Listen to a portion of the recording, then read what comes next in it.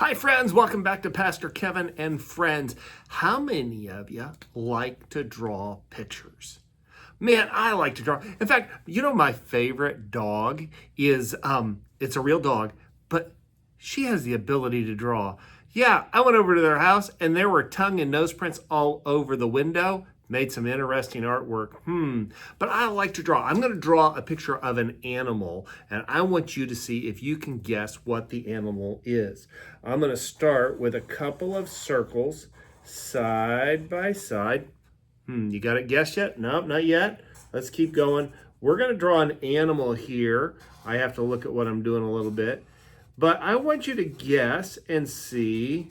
Do you know what it is yet? Not yet? Okay, let's keep going.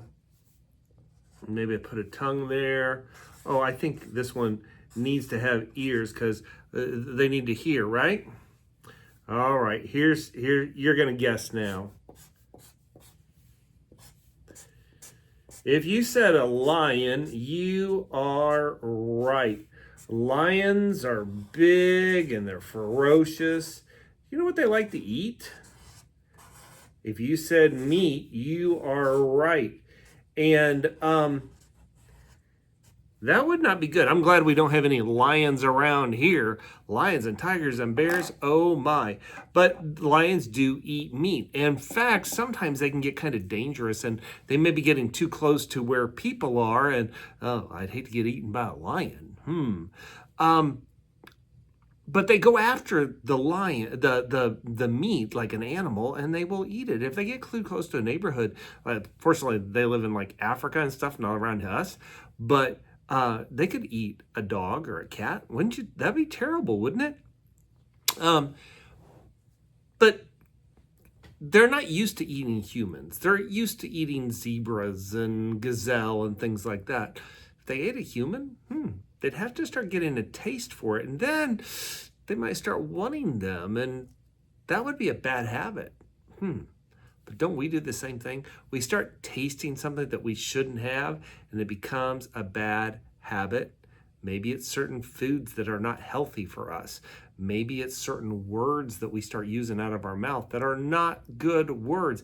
Maybe it's our attitude sometimes, and we start keeping those bad habits going. The Bible tells us in James 1:21, get rid of every filthy habit and all wicked conduct. Now, I don't think there's any man-eating lions around where I live. I've seen a mountain lion, but we have to avoid the lion because the devil roams around like a roaring lion. He's not a roaring lion, but he acts like one. And he wants to tempt us to do bad things. He wants us to have bad habits. Maybe a bad habit is we throw our clothes on the floor instead of putting them in the clothes hamper.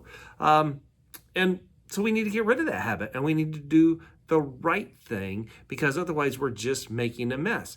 Oh yeah, we could throw it on the floor, and what happens? Mom or dad come in and they get on to us, or we get grounded because we didn't keep our room clean or whatever. But if we make it just a good habit of putting it where it belongs, it brings a lot of peace. And the best way to avoid a bad habit is while we're young, stay strong and not pick up the bad habits. And the best thing to do to get a good habit, keep practicing it. Keep practicing it. So we've got to stay away from the lions, so that we can have healthy, good habits that honor God. And when we honor God and when we honor our parents, that's what we need to do. When we honor our parents, we honor God. So let's do the right thing.